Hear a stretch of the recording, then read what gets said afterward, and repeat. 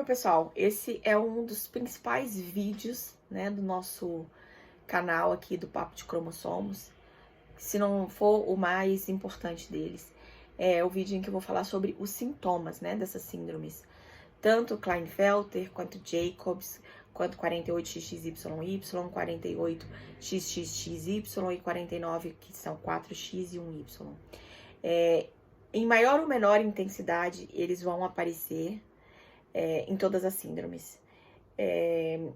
E é importante dizer que nem todas as pessoas que têm a síndrome vão ter todos os sintomas e nem na mesma intensidade.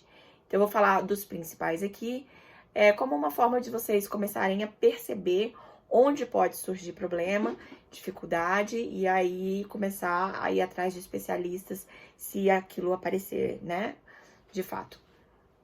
Primeira coisa, a baixa tonicidade muscular. São meninos altos, bastante altos, se eles não forem tratados com testosterona no momento correto da puberdade, né, ou pré-puberdade. E, ao mesmo tempo, a musculatura, ela não é muito desenvolvida. Então, você tem os ombros mais estreitos, você tem meninos altos, mas que os braços são bastante finos, pernas finas, né, e com pouca resistência muscular.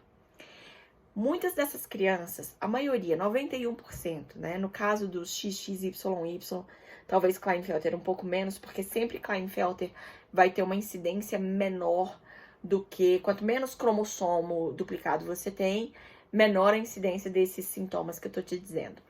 Mas existe um atraso ou uma deficiência de fala, né? Muitas vezes o atraso da fala, ele tá relacionado com o autismo em si, né? Mas outras vezes a criança não é autista, mas pelo fato de ter a cromossomopatia, ela começa a falar mais tarde que as outras crianças, né?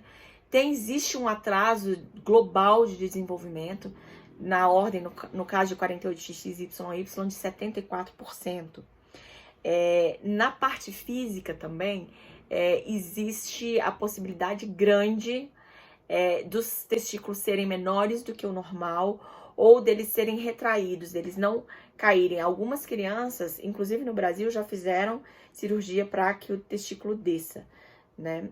O desenvolvimento sexual pode ser atrasado ou pode ser interrompido, isso principalmente se não houver uma reposição de testosterona no momento certo, porque é baixo o nível de testosterona. Às vezes, dependendo, né, da incidência mesmo da síndrome naqueles cromossomos, existe produção zero de testosterona. Então, é importante começar a medir o LH, o FSH, aí quando eles estão por volta de 8 anos, para poder ir atrás da testosterona sintética, se for esse o caso, né, a necessidade daquela criança. A estatura pode ser muito elevada, como eu já disse, se eles não forem tratados na puberdade, eles podem se tornar extremamente altos, o que não é uma vantagem, né? Porque às vezes você tem um adulto extremamente alto, mas com pouca tonicidade muscular, então deixa aquele aspecto um pouco esquelético mesmo, né? E não precisa ser assim. Eu conheci um adulto nos Estados Unidos que tem a síndrome 48XXYY, que tem o cotovelo bastante arqueado, né? Isso ele chega aqui no antebraço, ele faz um calombo, assim, né? Então você vê nos dois, quando você vê o adulto em pé com os braços na lateral do corpo, ele fica bem arqueado mesmo. Isso muitas vezes o cotovelo fica muito proeminente.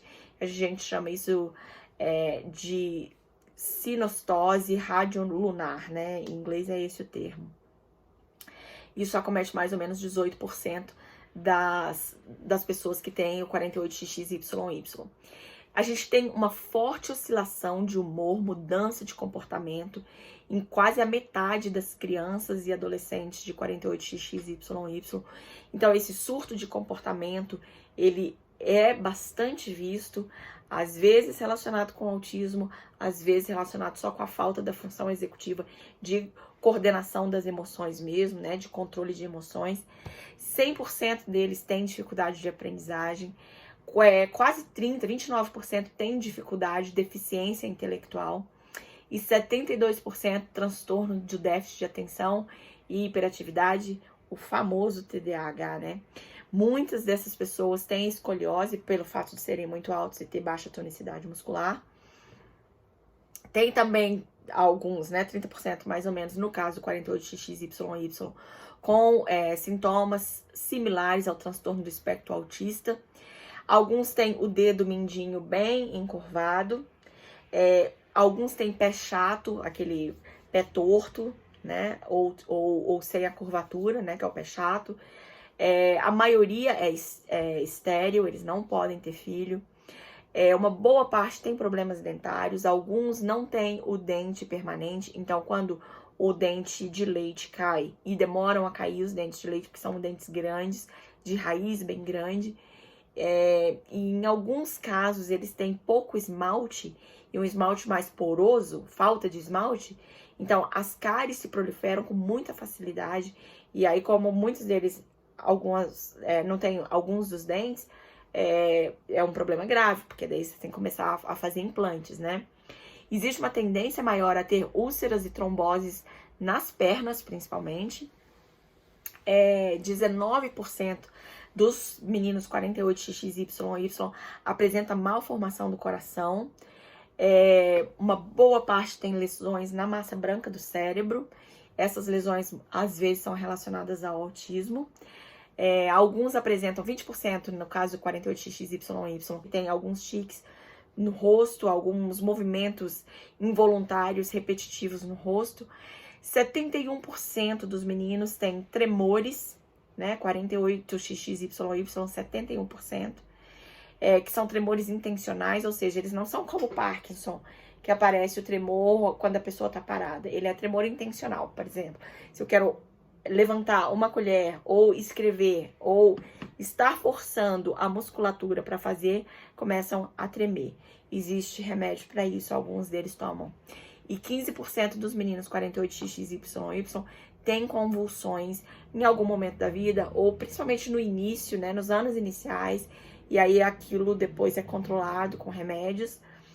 Mais de 50% têm alergias e complicações respiratórias.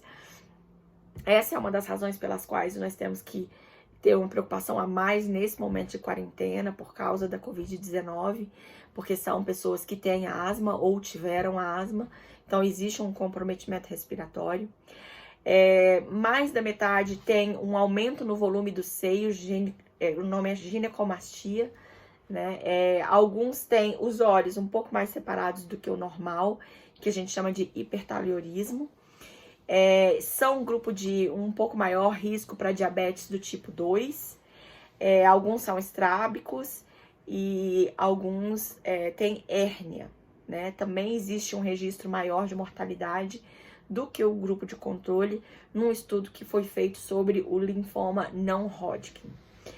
Lembrando que existe uma população conhecida de Klinefelter, nem tanto, porque Klinefelter não é nem considerado uma doença rara, né? Eles são 1 a cada 500 meninos nascidos. Mas, por exemplo, no caso de 48XXYY, ou até muito mais, 49 e 48XXY, que são mais raros, você não tem estudos tão grandes com um grupo de controle. Você tem um grupo de controle grande, mas você não tem o grupo de sujeitos que são, né, que exibem as cromossomopatias muito grande. Então, quando você fala assim, tem um aumento de grupo de risco para linfoma não Hodgkin. Tá, mas o maior estudo que foi feito com 48XXYY foram 95 pessoas e foi um estudo de neuro, né? Então, muitas vezes a gente ainda tá lidando com o desconhecido, né?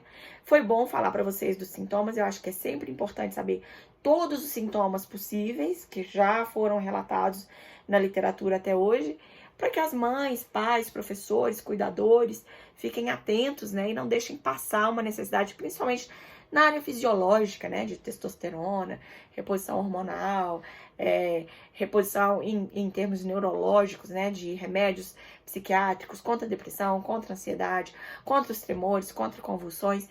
Então, comentem aí, né, no vídeo, falem o que vocês têm visto, porque é importante a gente ter esse retorno, até mesmo para fazer os próximos vídeos, tá bom?